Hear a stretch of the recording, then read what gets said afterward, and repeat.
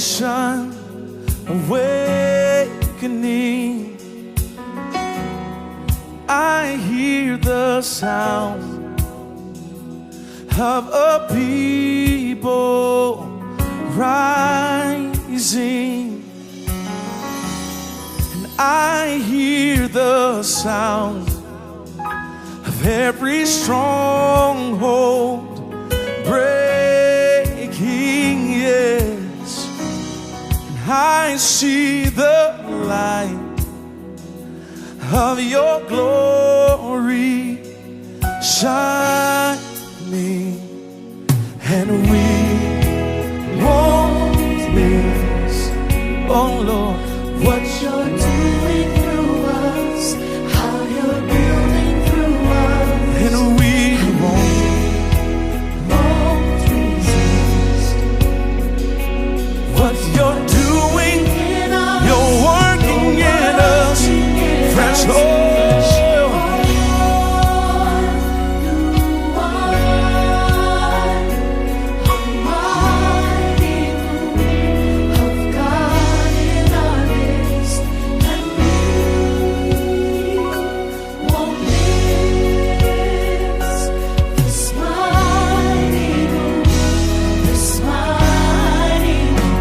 In our midst, oh, we won't miss this mighty move in our midst, God. And we won't miss what you're Doing through us, how you're building through us, and we won't resist what you're doing in us. See, you're working in us, fresh oil, new wine. See a mighty move of God, and we won't miss.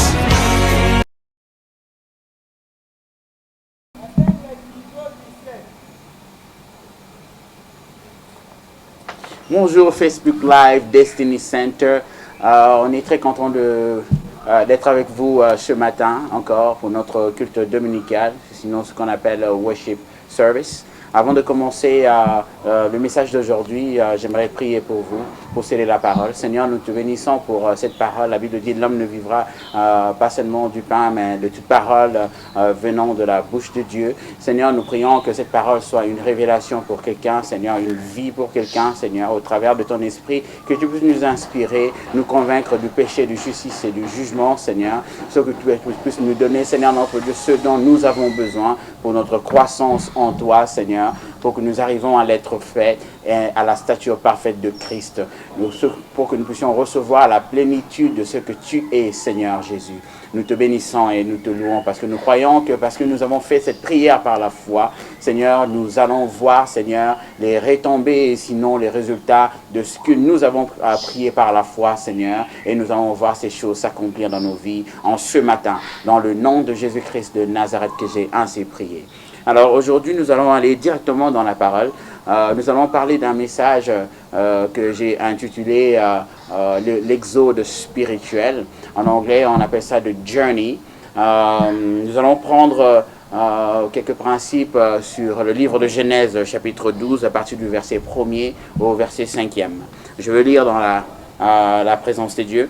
La Bible dit ceci: « Et l'Éternel avait dit à Abraham, va-t'en de ton pays et de ta parenté et de la maison de ton père dans le pays que je te montrerai. » Dans d'autres versions, on dit « Sors de ton pays, de ta patrie et de la maison de ton père et va dans le pays où je te montrerai.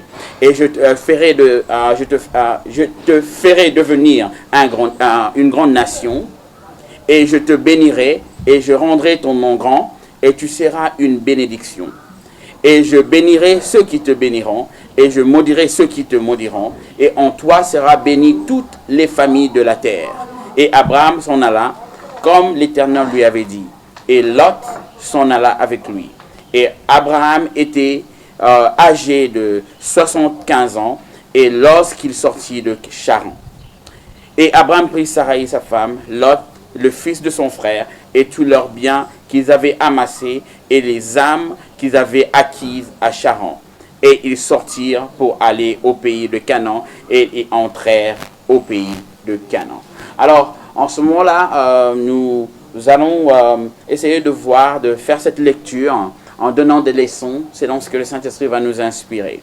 Et si nous parlons de la vie d'Abraham, nous parlons de la vie d'un homme qui habitait calmement dans un contrée, dans une nation où il était à l'aise. Nous avons vu dans ce verset, même on est en train de parler des choses qu'il avait acquises, et même les âmes, cela veut dire des humains qui travaillaient avec lui, qui restaient avec lui, qui faisaient qu'il était devenu leur chef.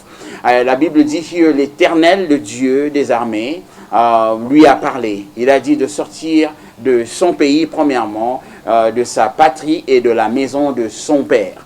Et ça, c'était l'instruction du Seigneur. Et il lui a dit, va dans le pays où je te montrerai. Et ici, nous allons remarquer que dans la vie de cet homme, il y a eu un changement. Parce qu'il était assis calmement chez lui, dans son zone de confort. Et le Seigneur, l'Éternel, lui a apparu et lui a parlé. Et lui a dit de sortir de son zone de confort. Mais quand tu lui as donné cette instruction, il a départagé cela en 3 dimensions. Et ce sont les 3 dimensions que nous allons parler aujourd'hui. Ce sont ces 3 dimensions que nous allons essayer de tirer des leçons pour que nous puissions aussi tirer des leçons dans notre propre vie. Normalement, dans ce titre, je pouvais essayer de donner le titre de ce message, le 3 exodes, parce que c'est ce que c'est réellement, mais juste pour la forme de ce message, nous allons juste parler de l'exode spirituel. Et pourquoi je parle de l'exode spirituel? Parce que je pense que à chaque déplacement que le Seigneur nous fait vivre, ce sont des choses spirituelles, comme vous savez, que c'est par les choses spirituelles que les choses physiques sont arrivées à exister. Alors, pour cela, pour qu'un homme puisse quitter d'un point et aller dans un autre, ça commence d'abord par une connotation spirituelle, parce que le Seigneur parle à nos esprits, et nos esprits transfèrent le message dans la source de ce qu'on appelle de nos capacités, la source de nos volontés qui est l'âme, et le corps, qu'est-ce qu'il fait? Il fait que suivre la commande qui a été faite, ou sinon l'instruction qui a été donnée par l'âme, qui est la source de nos volontés. Alors ici, le Seigneur est en train de parler à un homme qui s'appelait Abraham, qui était dans une zone de confort, et le Seigneur lui dit de faire ces exodes-là. Alors la voix du Seigneur, premièrement, quand il nous parle, en tant que chrétiens, nous disons que le Seigneur nous parle tout le temps, nous disons que nous sommes le temple du Saint-Esprit, nous disons que nous sommes le tabernacle vivant. Ça veut dire là où siège la gloire de Dieu et la présence de Dieu. Et là où siège la présence de Dieu, Dieu parle. Nous avons vu au travers la Bible, à chaque fois que le Seigneur était en train de marcher avec des hommes, il leur parlait, il leur donnait les instructions, il leur donnait des paroles qui faisaient en sorte que ces gens-là étaient en train de bouger et sinon commençaient à véhiculer leur vie selon l'instruction du Seigneur. Alors ce matin, le Seigneur est en train de te parler toi personnellement pour que tu puisses bouger dans un point à un autre. Quand Dieu parle, il nous fait toujours mouvoir dans une direction dont lui, il a prédestiné pour toi et moi. Ici, Abraham, Dieu lui dit, en ce matin, je pense que tu deviendras Abraham pour moi par rapport à ce message. Et Dieu dit à Abraham, sors de ton pays. Waouh, ça c'est quelque chose de très profond. Il lui dit de sortir de son pays. Qu'est-ce que le pays représente ici pour moi et toi? Le pays représente que Dieu disait à Abraham de sortir de sa culture. C'est ça. Le pays représentait la culture, les us, ou sinon la manière de vivre, de faire les choses. C'est par notre culture que nous faisons certaines choses. C'est par notre culture que nous agissons d'une certaine manière. C'est au travers de nos cultures que ça fonde le vice de nos vies. Alors Dieu disait à Abraham de sortir de sa culture. Ici, je dirais par exemple, on est au Congo et nous remarquons que nous avons des manières de faire, des façons de faire, nous avons notre culture. Et ici, pour les chrétiens qui me suivent ce matin, le Seigneur dit, sors de ta culture. Qu'est-ce qu'il veut dire par là? Il faut que 2 fois que tu sors des mentalités, des manières de faire des choses pour que tu puisses aller là où Dieu veut que tu puisses aller. Dieu a dit à Abraham, sors de ta culture. Qu'est-ce que notre culture dénote?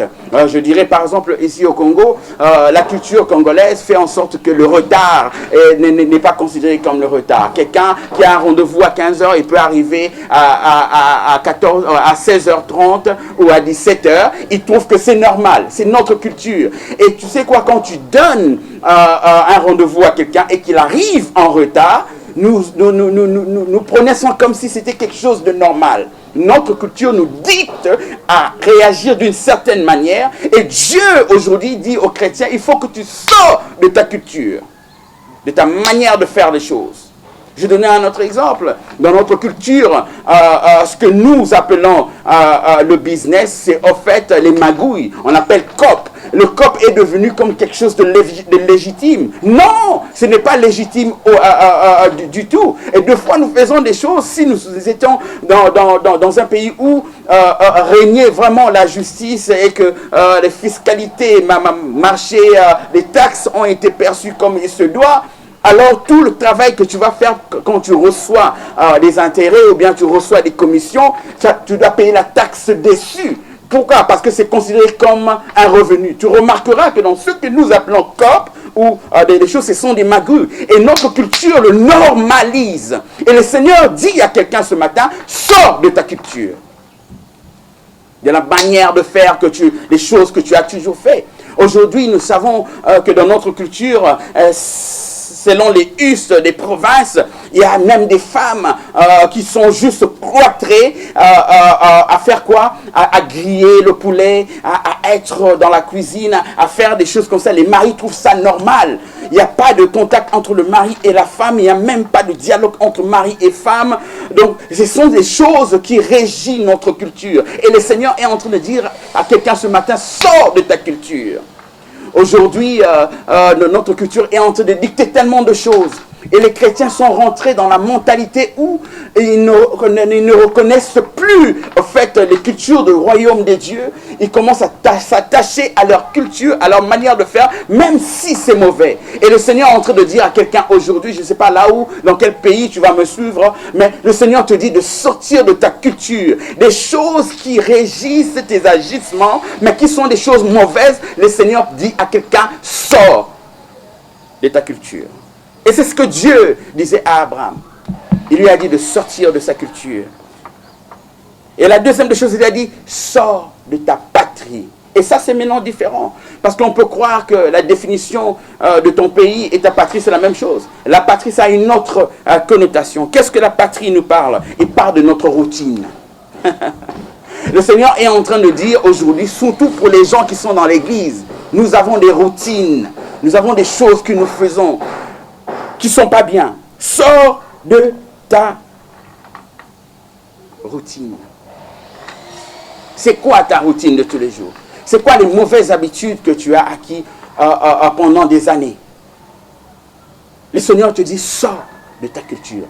Parce que Dieu veut faire quelque chose de nouveau dans nos vies. Le Seigneur veut nous emmener à un point à un autre. Et la Bible dit qu'il nous emmène toujours de gloire en gloire. Mais si nous voulons atteindre les objectifs de Dieu par rapport à ce que Dieu veut faire dans nos vies aujourd'hui, nous devons sortir de nos routines. Sortons de nos routines.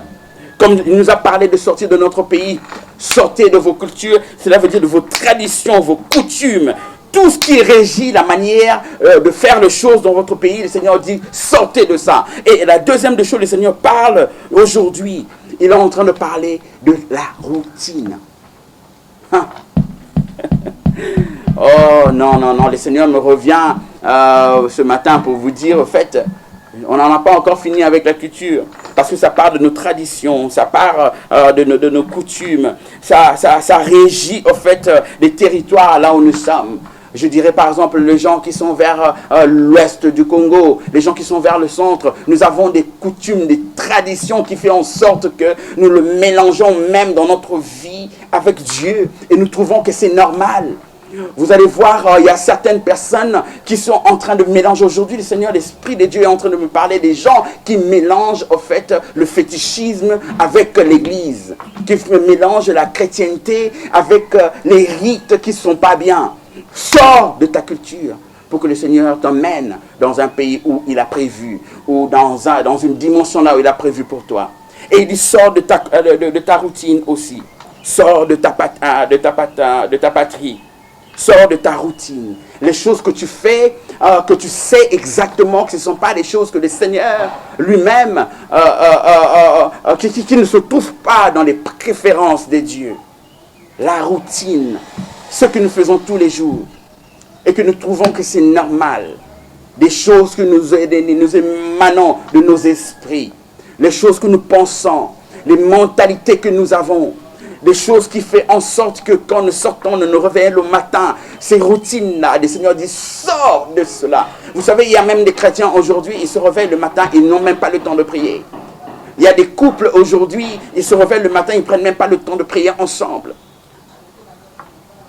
Il y a des gens qui ont des routines de même pas se parler, de même pas se voir, de même pas se comprendre, de ne pas avoir une vision claire de la semaine par rapport à ce couple, à cette famille ou à cette personne. Le Seigneur dit, sors de ta routine. Et c'est ce qu'il a dit à Abraham. En fait, Dieu voulait qu'il puisse sortir de son territoire. Premièrement, la culture représentait, le pays représente, dans la définition au fait du pays, c'est quoi? On dit la culture, c'est l'ensemble de cultures, connaissances, de savoirs et des traditions, de coutumes propres à un groupe d'humains, à une civilisation. Et le pays représente le territoire d'une nation déterminée par des frontières qui constituent une entité géographique. Vous savez, tout ce que tu fais par rapport à votre pays, des fois nous croyons que ce sont des choses qui peuvent marcher partout ailleurs. Là, je parle maintenant aux personnes qui sont à l'extérieur du pays. Nous quittons le Congo pour aller à l'extérieur du pays, pour que nous puissions ramener ce que nous avons dans notre pays et le ramener là où nous sommes. Nous allons prendre des normes qui sont bonnes, nous allons les garder avec nous comme des outils que nous allons utiliser dans des pays extérieurs, mais nous ne pouvons pas ramener notre culture là où nous sommes. Nous devons être capables de les assimiler là où nous sommes. Cela veut dire, si vous partez dans un pays anglophone, apprenez l'anglais, devenez parfait à parler cet anglais-là pour que vous puissiez démontrer ce que vous avez ramené de votre culture dans cet endroit-là, que vous puissiez véhiculer ce message positif dans la forme dont le Seigneur veut que tu puisses le représenter là où tu es. Il faut que tu sors de ta culture, sors de ta routine. Les choses que tu fais, tu trouves normales. Le Seigneur dit, sors de ça. Dieu a dit à Abraham, sors de ta culture, sors de ta patrie, sors de ta routine, sors de ton territoire, de ta limitation géographique. Ce que tu as connu, le Seigneur veut que les chrétiens d'aujourd'hui, ceux qui sont nés de nouveau, sortent de leur prisme, qui sortent de leur culture, qui sortent de leur routine de tous les jours. Et la troisième des choses, le Seigneur dit à Abraham, sors de la maison de ton père. Qu'est-ce que tu retrouves dans la maison de ton père? Tu retrouves la seule chose que tu retrouves dans la maison de ton père, la seule chose que tu reçois de la maison de ton père, c'est ton identité. En fait, le Seigneur est en train de faire sortir Abraham, premièrement, de sa culture, de tout ce qui régit les vices de sa volonté. La deuxième des choses, de sa routine, de tout ce qu'il fait tous les jours, qu'il trouve normal. Et la troisième des choses, Dieu lui dit, sors de ton identité. Qu'est-ce que tu reçois chez tes parents? C'est ton nom. C'est tes parents, le jour que tu sors, tes parents te nomment. Et c'est à partir de ce nom-là que les gens t'identifient. En quoi est-ce que tu es identifié? Je commencerai par ceux qui sont à l'église. Tu es identifié par ton don de prophétie. Tu es identifié par ton don de parole. Tu es identifié par ton nom, ton ministère que tu as reçu. Tu es identifié par rapport au don de vision que tu as. Tu es identifié par quoi? En quoi est-ce que tu es identifié? Et le Seigneur dit, sors de ça. Si tu veux recevoir quelque chose de nouveau, il faut commencer à faire quelque chose que tu n'as jamais fait. Alors Dieu dit à Abraham, sors de ton identité. C'est pourquoi vous allez remarquer que dans ce verset, ils sont en train de parler d'Abraham. Il n'y avait pas de H. Quand il est sorti de ces 3 exodes de sa vie, il n'avait plus de nom. Parce que Dieu avait enlevé en lui sa culture, il avait enlevé en lui sa routine, et Dieu avait enlevé en lui son identité. Il était devenu personne, un nobody. Et c'est ce que Dieu veut faire avec toi aujourd'hui, dans ta vie, dans ton business, dans ton couple. Dieu veut faire de toi personne pour qu'il puisse te donner une nouvelle identification, qu'il puisse te donner une nouvelle culture, qu'il puisse te donner une nouvelle routine pour que tu puisses commencer à servir à ce que lui, il a prédestiné pour toi. J'aimerais que quelqu'un sorte de ces prismes. Il a dit à Abraham, sors de ton pays, sors de ta patrie et sors de la maison de ton père. Il lui a donné un nouveau nom. Avant, il s'appelait Abraham, mais après, quand il est sorti de tous ces 3 exodes, Dieu a commencé à donner une culture. Cela veut dire les vices de sa vie. Le Seigneur a dit, je fais une alliance avec toi, il faut que tu circoncises tous les hommes de ton camp, qui était une pratique qui était inexistante. Je dirais, en d'autres mots, c'était barbarique. Mais le Seigneur était en train de l'emmener à une dimension d'obéissance aveugle. C'est ça, au fait, c'est que les exodes spirituels font avec nous. Il nous fait sortir de tout ce que nous avons connu. Que le Seigneur est en train de balayer à l'intérieur de nous tout ce que nous avons connu, tout ce que nous représentons, pour qu'il puisse nous donner un nouveau nom, qu'il puisse nous donner une nouvelle direction, qu'il puisse faire de nous des outils qu'il va utiliser pour ébranler les œuvres de l'ennemi. Parce que le Fils de l'homme qui vit en nous est venu sur la terre pour détruire les plans de l'ennemi dans tous les domaines de la vie. Dans ton business, à l'église, dans ton environnement de travail, dans ta famille, le Seigneur veut faire de toi celui qui détruit les plans de l'ennemi dans tous les domaines de ta vie. Et pour cela, il a besoin que tu puisses te vider, que Christ vive en toi. C'est ça les 3 exodes que Dieu te donne ce matin. C'est ça le message de ce matin. Dieu veut ravir en toi ton identité.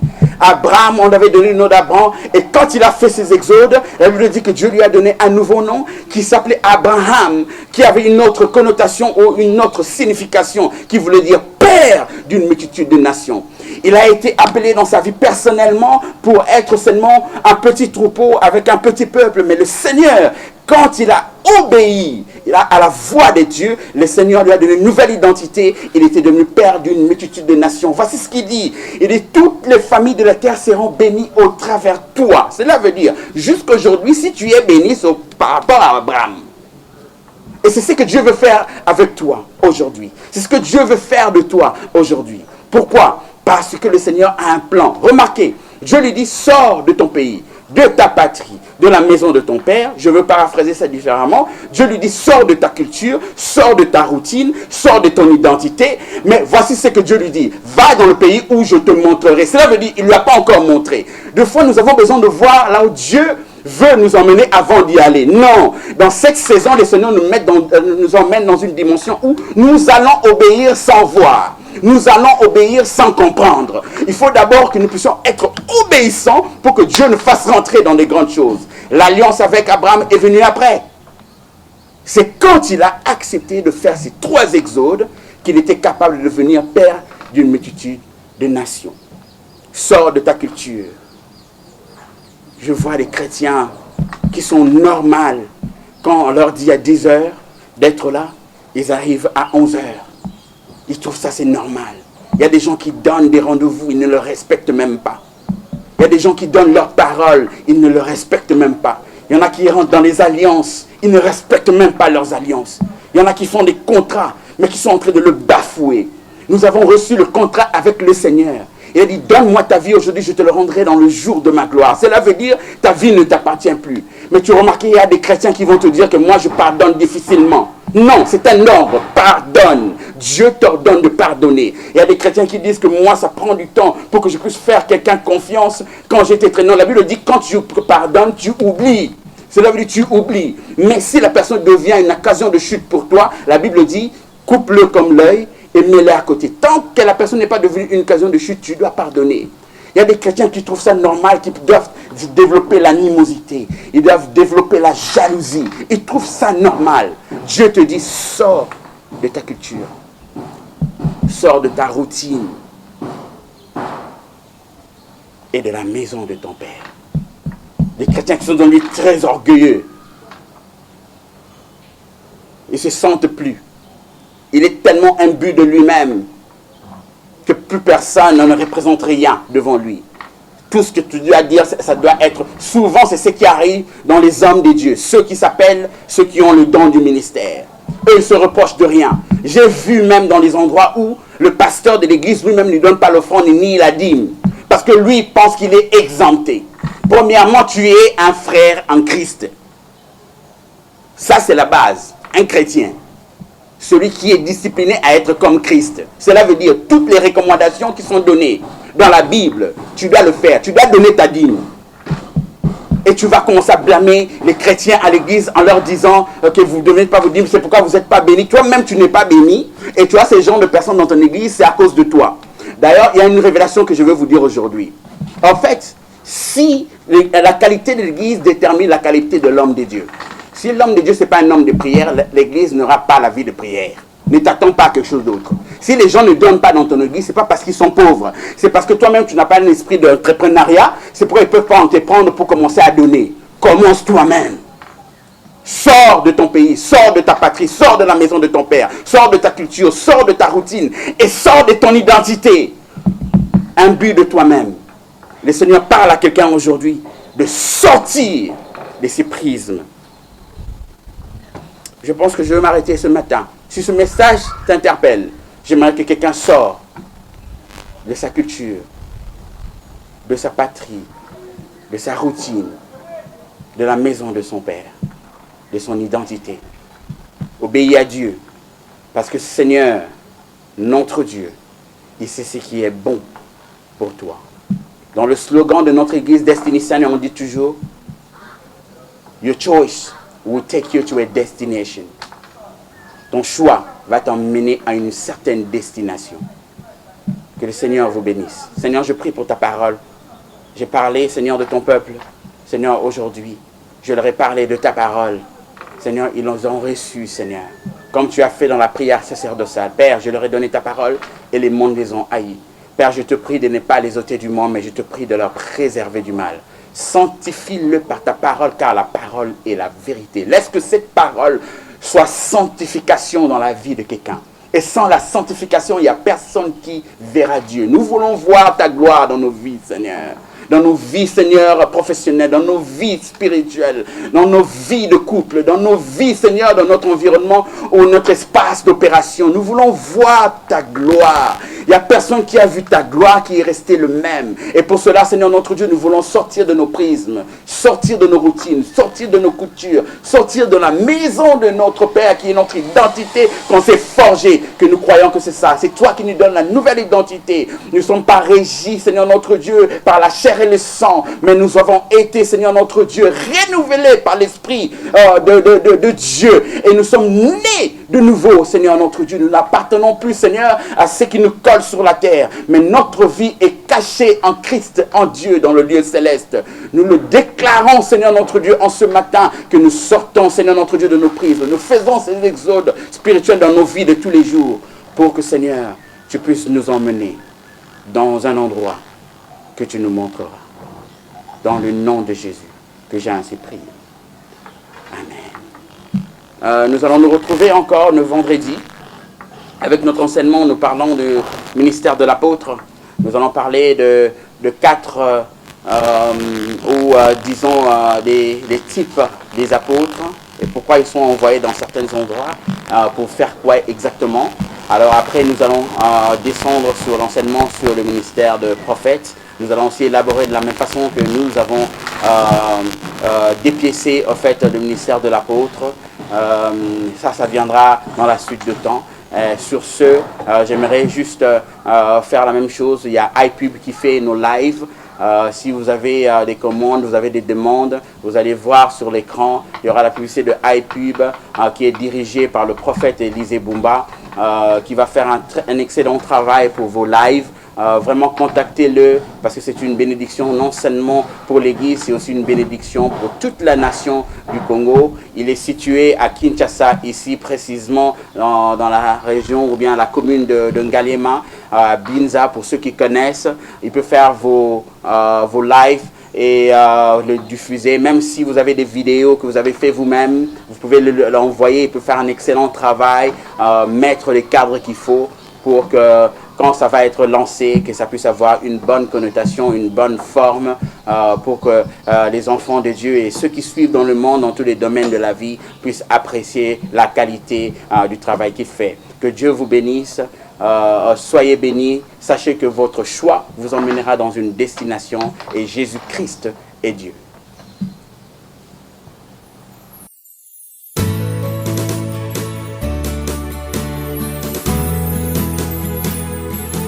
Lion of Judah, my trust is in you. Ancient of days, my trust is in you. I am that I am, God, my trust is in you. Leader of the valley, my trust is in you. Hey, I put them all in you. Oh yeah, my trust is in you. I put them all in you, Jesus. I put them all in you. Hey, my trust is in you. See my baby, yeah. I put them all in you. Hey, yeah, yeah, yeah. My trust is in you. Hey, yeah, yeah, yeah. I put them all. I put them all in you. My trust is in you. He say he can do. My trust is in you. Oh, yigi yigi baba yo. My trust is in you. Sariki dunia. My trust is in you. Hey.